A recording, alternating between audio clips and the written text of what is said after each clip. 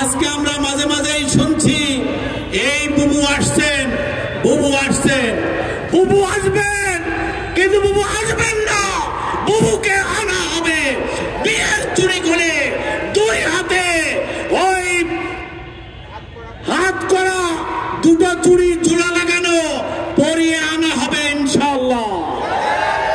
সেজন্য বাংলাদেশের মানুষ উন্মুখ হয়ে আছে। আজকে তৈরি হচ্ছে বাংলাদেশে, আজকে ট্রাইব্যুনালের মাধ্যমে তার বিচার হচ্ছে।